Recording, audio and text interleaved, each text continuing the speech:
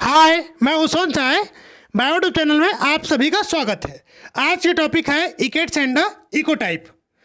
बच्चों, ये चैनल आपको पसंद आता है तो लाइक, सब्सक्राइब एंड शेयर जरूर करें, है ना, क्योंकि इस प्रकार का जो वीडियो है आप तक क्या है पहले से पहले पहुँचे। चलिए पहले देखते हैं इकेट्स को। इकेट्स को और क्या क्या नाम जानते हैं? इकेट्स, इकोफेन्स या इसी को बोलते हैं हैबिटेट फॉर्म। ठीक है, तो चलिए देखते हैं।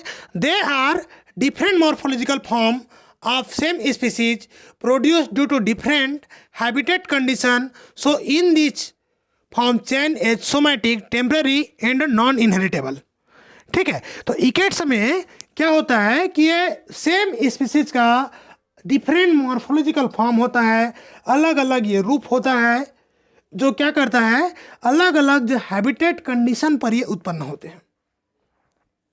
और इस प्रकार जो बदलाव होता है, जो चेंजेस रहता है, वेरिएशंस रहता है, वह क्या होता है सोमैटिक सेल में होता है, जो अस्थायी होता है और नॉन इनहेरिटेबल होता है। ठीक है, ऐसा परिवर्तन जो सोमैटिक अर्थात पत्ती का संख्या, संरचना, ठीक है, फ्लावर का पोजीशन, तो इस प्रकार जो बदलाव होता है सोमैटिकली होता है। ठीक है, और ये क्या होता है टेम्पररी होता है, अस्थायी होता है, नॉन इनहेरिटेबल होता है। जैसे ही उदाहरण के लिए अगर मैं देखूं तो यूफोर्बिया जो हिरिटा का जो स्पीसीज है, यह क्या है कोई एक जगह में है और यहाँ पर ये जो फॉर्म में है वह दूसरे फॉर्म में अगर चेंज हो जाता है, प्रोस्टेट फॉर्म से अगर कॉम्पैक्टम में चेंज हो जाता है, ठीक है, फुटपाथ में अगर कॉम्पैक्टम बन जाता है, तो अगर उसको दोबारा अगर हम कठोर भूमि में लेके जाएंगे तो फिर से क्या बन जाएगा प्रोस्टेट फॉर्म में वो कन्वर्ट हो जाएगा। ठीक है, तो यहाँ पर जो भी परिवर्तन होगा वो क्या होगा टेम्पररी होगा, अस्थायी होगा, नॉन इनहेरिटेबल होगा। ठीक है, चलिए देखते हैं इसका आगे। अकॉर्डिंग टू रामकृष्णन 1969 के अनुसार, तो 1969 इन्होंने यूफोर्बिया हिरिटा में दो प्रकार के इकेट्स का अध्ययन किया। ठीक है, तो पहला जो प्रकार है उसे हम बोलते हैं प्रोस्टेट टाइप। ठीक है, कौन सा प्रकार है प्रोस्टेट टाइप, और दूसरा जो प्रकार है उसे हम बोलते हैं प्रोस्टेट कॉम्पैक्ट टाइप। ठीक है, कौन सा टाइप बोलेंगे प्रोस्टेट कॉम्पैक्ट टाइप। ठीक है, तो प्रोस्टेट टाइप है यह कहाँ उगता है कठोर भूमि में उगता है। ठीक है, ये जो भूसाई संरचना जो होता है, ठीक है, जमीन से बिल्कुल लगा हुआ संरचना होगा। ठीक है, कहाँ उगेगा ये कठोर जमीन में उगता है। ठीक है, दूसरा है प्रोस्टेट कॉम्पैक्ट टाइप यूफोर्बिया हिरिटा का। ये क्या होता है प्रोस्टेट तो है लेकिन वो और घना हो जाता है, सघन हो जाता है, क्योंकि जैसे ही फुटपाथ में जो स्पीसीज रहता है यूफोर्बिया हिरिटा का, तो फुटपाथ में जैसे ही लोग चलते हैं किनारे में फुटपाथ के रहता है, तो बार बार किसी के पैर लग गए और कुछ हो गया तो बार बार वो क्या होता है इसे बहुत ही क्या सघन उगता है। ठीक है, और यहाँ पर से जो जितने भी जो यूफोर्बिया हिरिटा देखने को मिलेगा आपको कैसे मिलेगा प्रोस्टेट कॉम्पैक्ट टाइप का मिलेगा, बहुत ही घना रहेगा देखने को। ठीक है, जबकि ठोस भूमि में उगेगा वो कैसा रहेगा प्रोस्टेट टाइप का रहेगा। ठीक है, चलिए हम देखते हैं दूसरा इसी का। According to Pandey 1962।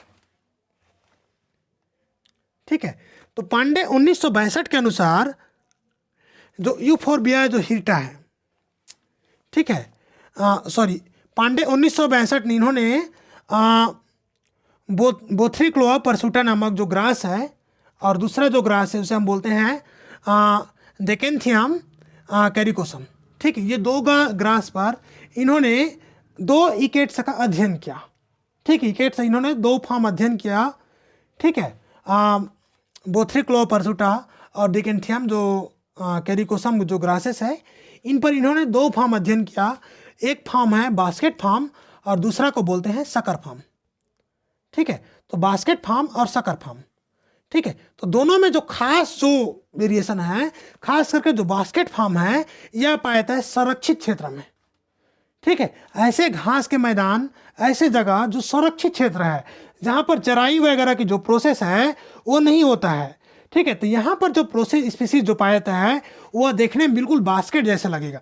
ठीक है, क्योंकि इसका जो स्पाइकलेट्स है, स्टेम है जो ग्रासेस का, वो चारों ओर से बढ़ करके एक बास्केट नुमा स्ट्रक्चर का जो फॉर्म करता है। ठीक है, देखिए इस प्रकार से। और दूसरा है सकर शेप। सकर शेप में जो स्पाइक और स्पाइकलेट्स रहता है वह छोटा छोटा रहता है, क्योंकि यह खुला एरिया में पाया जाता है। जो सकर शेप है वह क्या है, सकर फॉर्म है, वो क्या है, खुला एरिया में पाया जाता है। तो यहाँ पर इसके स्पाइकलेट्स है वह छोटा छोटा बनता है और इस प्रकार के जो फॉर्म का निर्माण करता है। ठीक है, तो यहाँ पर इसकी जो लंबाई है, यहाँ पर जो स्पाइकलेट्स था देखिए इसका लंबाई यहाँ बिल्कुल कम हो गया है, छोटा छोटा जो लंबाई है। ठीक है, और इस प्रकार ये क्या छितली छितली जो फैली फैली जो स्ट्रक्चर है सकर शेप, वो आपको देखने को मिलेगा खुले जगह में। ठीक है, और हमारे छत्तीसगढ़ में यहाँ पर क्या मिलेगा आपको, मैदान में जाओगे तो ठीक कांदी इसका जो ग्रासेस है वो देखने को आपको मिल जाएगा।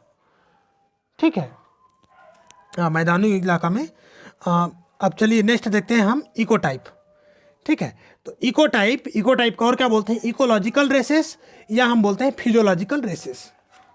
ठीक है, तो इकोटाइप सा देखिए, they are genetically modified for the same species, so change are stable genetic and inheritable. तो यहाँ पर जो इकोटाइप होगा वह क्या होगा, जेनेटिकली मॉडिफाइड स्पीसीज होगा।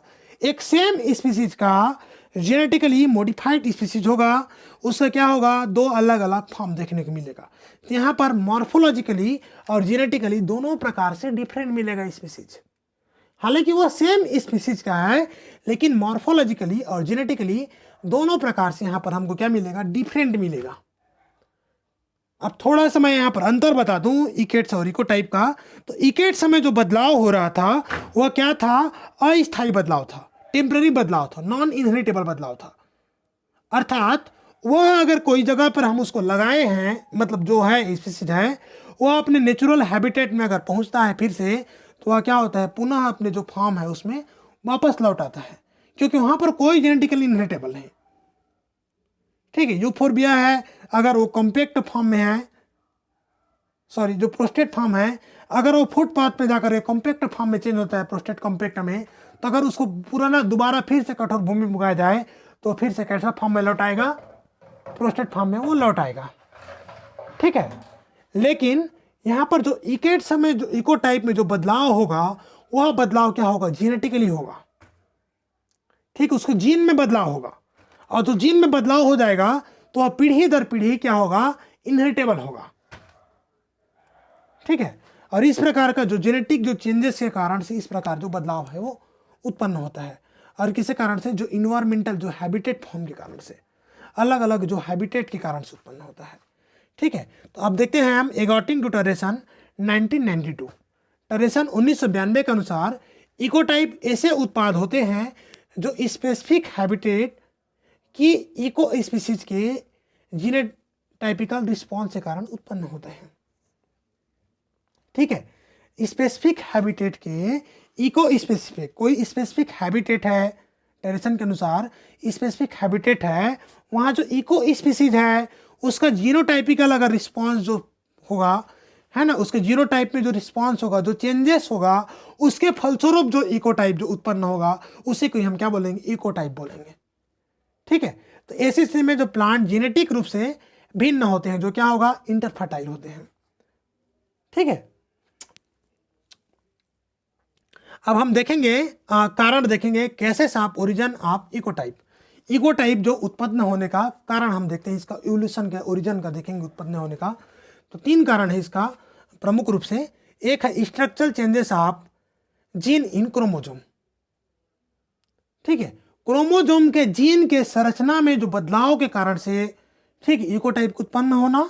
दूसरा है रिकॉम्बिनेशन ऑफ जीन, जीन में क्या होगा, रिकॉम्बिनेशन का होना, क्योंकि क्या होता है जनरली क्रॉस पॉलिनेशन जो होता है, ठीक है, तो अलग अलग क्या हो रहा, नया जो रिकॉम्बिनेशन जो तैयार होता है अलग अलग हैबिटेट फॉर्म में जब रहते हैं स्पीसीज। ठीक है, तो यहाँ पर क्या जेनेटिक रिकॉम्बिनेशन के कारण से भी क्या होता है, इकोटाइप का निर्माण होता है। तीसरा है irregular division of mitosis and meiosis. ठीक है, जो माइटोसिस मियोसिस क्या होगा, जब इरेगुलर डिवीजन होता है, ठीक है, तब भी क्या होता है, नया इकोटाइप उत्पन्न होता है। ठीक है, अब इंडिया में इसका स्टडी की अगर हम बात करेंगे तो in India first studied by Mishra and Rao. तो मिश्रा और राव के द्वारा इंडिया में इसे फर्स्ट टाइप स्टडी किया गया था, है ना। तो यहाँ पर देखते हैं इकोटाइप डिफ्रेंसिएशन। ठीक है, मिश्रा और राव के अनुसार जो इकोटाइप डिफ्रेंसिएशन है, ठीक है, तो इन्होंने जो अध्ययन किया था लिंडनबर्जिया पॉलीएंथा में। कौन से में क्या था? लिंडनबर्जिया पॉलीएंथा में मिश्रा और राव ने अध्ययन किया था इकोटाइप का। ठीक है, इनके बाद में अन्य साइंटिस्ट भी आए और यूफोर्बिया, हीटा, केसिया टोरा जैसी स्पीसीज में इन्होंने क्या किया? अध्ययन किया। ठीक है, अलग अलग इकोटाइप का। हम देखते हैं अकॉर्डिंग टू रामकृष्णन 1958, 1960, 1962। हम रामकृष्णन के अनुसार 1960-62 के अनुसार देखेंगे यूफोर्बिया हीटा का 2 इकोटाइप यहाँ पर पाए जाते हैं। ठीक है, तो इकोटाइप 1 जिसे हम बोलते हैं इरेक्टा, और दूसरा इकोटाइप सेकेंड जो रहता है प्रोस्टेट टाइप। ठीक है, तो यहाँ पर हम बात करते हैं इकोटाइप 1 की। तो इकोटाइप 1 है जो इरेक्ट टाइप है, यह कहाँ पर पाया जाता है? मॉइस्चर, नम स्थान में ये पाया जाता है। नमी वाले स्थान में ये जो इकोटाइप 1 जो है इरेक्ट टाइप है वो पाए जाते हैं। आपको देखने को मिल जाएगा यूफोर्बिया हीटा दूधी जो स्पीसीज है वह नम स्थान में आपको इस प्रकार से देखने को मिल जाएगा।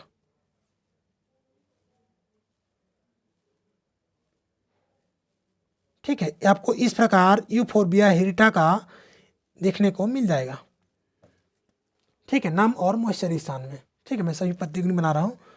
दूसरा चीज़ है प्रोस्टेट टाइप, जो पहले मैं बताया था।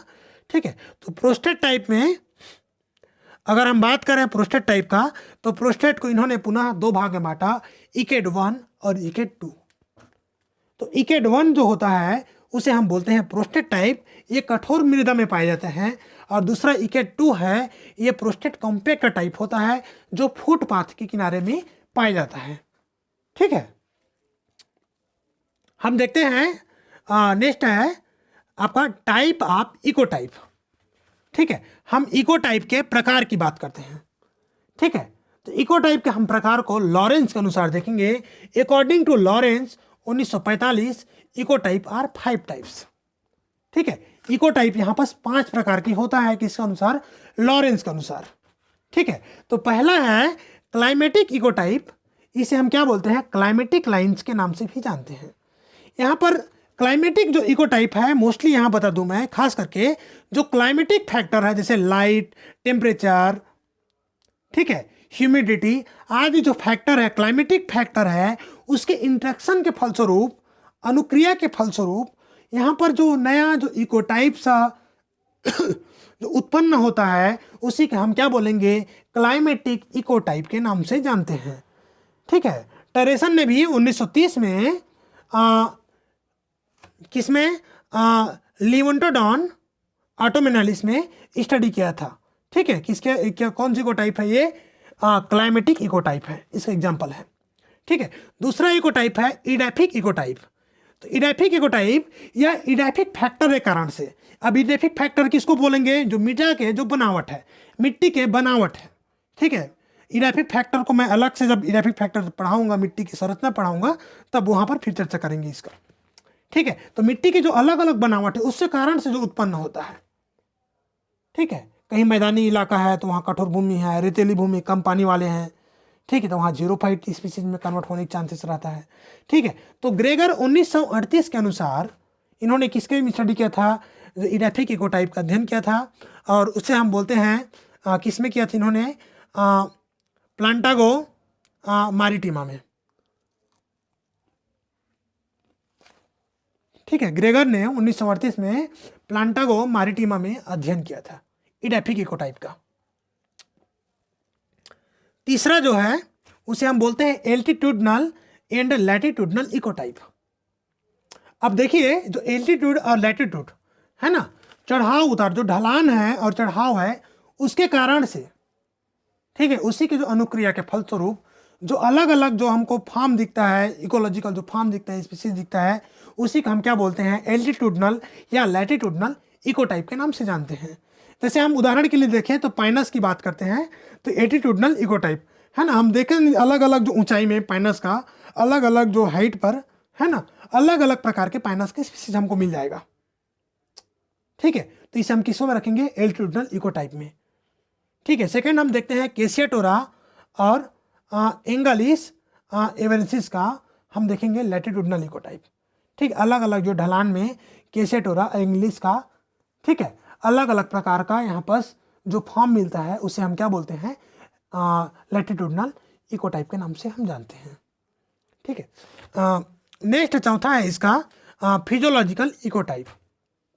अब देखिए यहाँ पर जो फिजियोलॉजी कारण से उत्पन्न होगा, ठीक है, तो फिजियोलॉजिकल जैसे क्या, फिजियोलॉजी किस पर डिपेंड करेगा, लाइट के ड्यूरेशन पर, फूड अपटेक पर, ठीक है। तो यहाँ पर इनके जो अनुक्रिया के द्वारा जो उत्पन्न होगा लाइट ड्यूरेशन पर, कहीं पर 8 घंटे की लाइट है, कहीं पर 10 घंटा का लाइट है, ठीक है, तो अलग अलग लाइट के ड्यूरेशन के हिसाब से भी वहाँ पर जो प्लांट है वो अपने आप को जो एडाप्ट करता है और धीरे धीरे वो उसमें क्या होता है, जेनेटिकली भी वो चेंजेस हो जाता है और इस प्रकार आपको देखने को मिल जाएगा।